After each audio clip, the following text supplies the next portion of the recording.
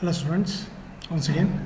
In the last class we studied about the phase controlled rectifiers as that single phase off control rectifiers, and we have used one thyristor and we have used the load resistance R as well as in combination with the inductance resistance for studied about the average voltage as well as average RMS value of the corresponding circuit. Similarly, we are going to study in this session is that single phase full control rectifiers, such that instead of what we are going to use, we are going to use both the off cycle, the thyristor works as well as it works in the all first two quadrants. First we are going to study full rectifier with the resistive load, and I am going to show you the circuit diagram of this circuit is such that okay. And you can say a single phase full wave control rectifier, and you can see here we have connected the four thyristors are connected in parallel, as you can see here, and you can see here the input supply is 230 volts 50 hertz. It's a step down transformer. It's the input voltage of 50 hertz and is given to the step down transformer where the input voltage is converted to 110 volts.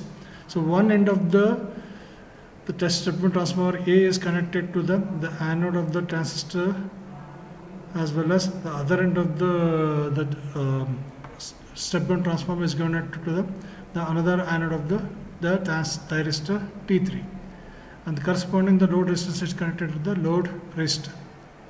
During the positive off cycle of the input cycle, the input voltage is applied to the thyristor T1, and similarly it is applied to the point T2. You can see here during the positive cycle of the diode, the thyristor T1 is forward biased as well as this one also forward biased. T1 and as well as T2 are forward biased. Similarly, but when they are forward biased, still we have not applied any gate pulse. Very important to switch on the thyristors. We have not applied. Without applying any trigger pulse, the thyristor will not conduct. When we have not connected we have not given any triggering pulses to the thyristors correspondingly T1, T2, T3, T4 are there. So when I apply the firing angle alpha simultaneously to the T1 as well as T2, so what happens is the thyristor T1 starts to conduct. It acts as a forward bias and it acts as short circuit. So what happens is, so whatever the input supply is voltage, it flows through the thyristor 1, it goes through this, and the thyristor T3 is reverse biased, and correspondingly the load flows through the load resistance, and it flows through the thyristor T2, it is forward biased, and it goes to the reverse backs, comes back to the input supply voltage. Okay. During positive off cycle of the input voltage, the thyristor T1 and thyristor T2 are forward biased. So whatever the input voltage is supplied to it is fed to the load resistance, and we get the maximum whatever the input supply is followed to the input supply. Okay. So when the input supply goes to the 0 volts, but what happens is to turn on the T1 and T2, we need to apply the thyristor pulse or a gate pulse to switch on this T1 and T2. When they both of them switched on automatically, so whatever the voltage supplied to the secondary, it will flow through the thyristor T1 and goes in direction, flows through the resistor, load resistance, and goes through the thyristor T2 and goes to the secondary of the transformer. So during the positive cycle. During negative supply, what happens is the thyristor T3 and the thyristor T4, the thyristor T3 and thyristor T4 are forward biased. Okay, and T1, T4 are output acts as open circuit. So what happens is, so similarly, same during negative off cycle of the thyristors, they are forward biased, but we need a pulse to switch on the thyristor. So similarly, at an angle beta, we are going to fire an angle to this thyristor T3 and T4. So when they are applied at firing pulses to the gate pulses, similarly the thyristor T3 starts to conduct, and they act as a short circuit. During negative off cycle, you can check here the input, the secondary of the input goes to the T3 and it goes through the resistor and goes through the the T4, and goes to the secondary of the transformer. In this way, during the positive off cycle and during the negative off cycle, the thyristor simultaneously worked, and we are going to check full wave control rectifier. The corresponding waveforms, what we are going to see here, you can go to see here in this. So during the, yes here, during the positive off cycle of the input signal, the output voltage is in phase with the input voltage at an angle until the input supply is not supplied. You can check here, it is not connected. When I apply a trigger pulse at alpha, you can say, check here, the input is in phase with the input voltage. Okay, you can check here at an angle of alpha LA, and if I supply this alpha firing angle here in this point, so correspondingly the thyristor starts to conduct, and we have the corresponding input voltage in phase with the input voltage, and you can see here this is how the input voltage flows to the output voltage at the angle of phi. When it becomes phi, so the current becomes 0, voltage becomes 0, and the thyristor T1 and T2 are switched off. During negative off cycle of the input voltage, during negative off cycle of the thyristor T3 and T4 starts to conduct. But so what happens is they were going to apply an angle such that the T3 and T4 starts to conduct, and similarly the corresponding output voltage flows through the negative off cycle also. The negative off cycle also, the corresponding output voltage also flows through in this direction. This is what we are shown in this diagram. You can see here, the single phase full control rectifier allows the conversion of single phase AC to DC. Normally this is used in various applications such as battery charging, speed control of DC motor, and front end of uninterruptible power supply, and SMPS. So all devices are used are thyristors. The turn on instance of each device are dependent on the firing angles which are given. Turn on happens when the current go through the device reaches to 0, and it is reverse biased at least for a duration equal to the turn off period of the device specified data sheet. In positive off cycle thyristor, T1 are fired and T3 and T3 are reverse biased, and they are acts as open circuit. When T1 T2 conducts, V0 is equal to VS. When T1 T2 conducts, V0 output voltage is nothing but the supply voltage. So during the negative off cycle of the input voltage, the SCR T3 and T4 are triggered at an angle of pi plus alpha, and they are acts as forward bias, they act as a short circuit, and T1 and T2 as a reverse bias, they are acts as open circuit, and the output voltage is whatever the input supply is applied to it goes to the output supply, and we are going to see the input voltage. And the direction of the current is nothing but input supply is equal to output voltage.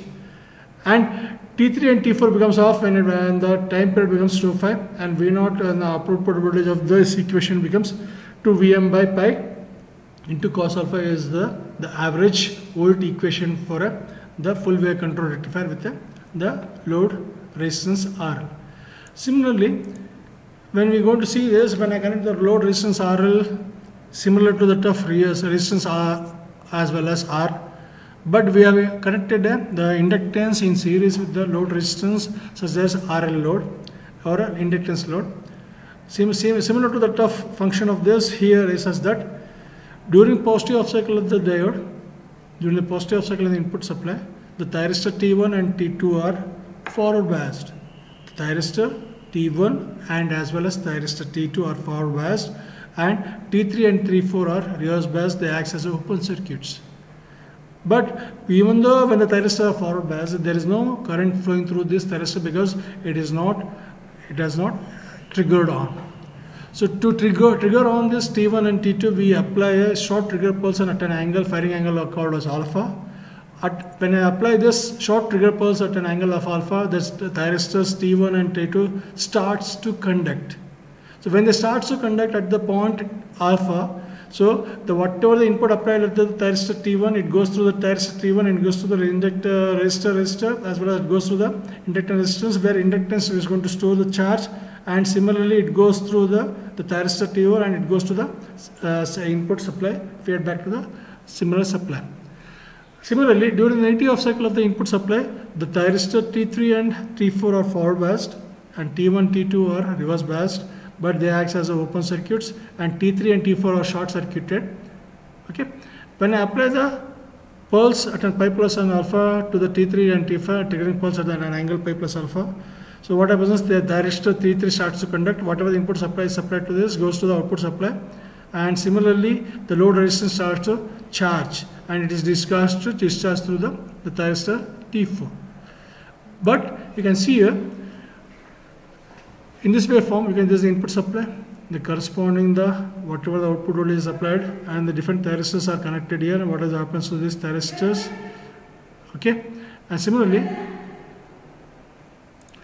can see here, during the input off cycle of the input signal, still up to at an angle alpha, the thyristor T1 are forward biased, but there is no voltage flows through this thyristors. There is no voltage flows through this thyristor, so the thyristor is switched off.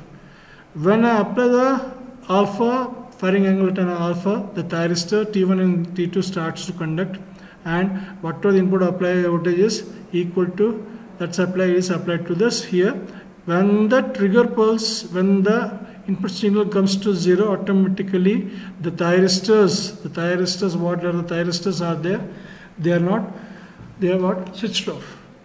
So what happens is, during negative off cycle of the input signal, what happens is the inductance has stored some charges.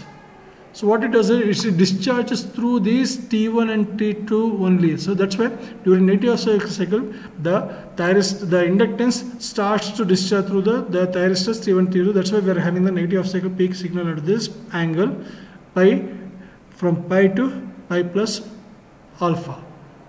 Okay. Similarly, during the negative off cycle of input, during negative off cycle of thyristor, whatever thyristors are, T3 and T4 are forward biased, and T1, T2 are reverse biased. Okay, so what happens is, whatever the input supply is given to this, that is goes to the load resistance, and we have connected the triggering pulse at an angle of pi of alpha, and similarly the thyristors T3 and T4 starts to conduct, and we have the cycle at the output of the thyristor of the bridge rectifier. Similarly, in this also here you can see at an angle of 2 pi, all thyristors are switched off. Okay, all thyristors are switched off, but still the inductance has stored some charges at this point. So what they do is they start to discharge during the positive cycle of the input signal, and they start until the thyristors turn on. In this way, what we are going to say, single phase full wave rectifier with RL load works similarly with this. Okay, so operation of this mode can be divided into, there are 4 modes are there. 1, 2, so pi to alpha, alpha to pi, different mode. There are 4 modes what we want to say. In the first mode, the positive cycle light is applied to SCR T1, T2 forward biased and can be turned on by an angle alpha. The load voltage is equal to the positive instantaneous of the SCR voltage, the load current is positive and the ripple free and equal to I0. Due to the positive polarity of the load voltage, load current, the load inductance will store the energy. Okay, due to the positive cycle in the mode 2, what we have is pi to pi plus alpha at omega t is equal to pi, and the input supply is equal to 0, and after pi it becomes 0, it becomes negative, but instantaneous inductance opposed to any change through it. So in order to maintain the constant load current, also in the same direction, a self inductance appears across the load. Due to this load, inductance SCR T1 are still forward biased in spite of the negative supply voltage. So still they are still be conducting due to the inductance. The load voltage is negative, equal to the instantaneous SCR of input voltage, but the load inductance start to discharge through this resistance. That's why the load acts as a source as well as stored energy in the inductance in the reverse direction. Okay, this finishes the mode 2. Thank you.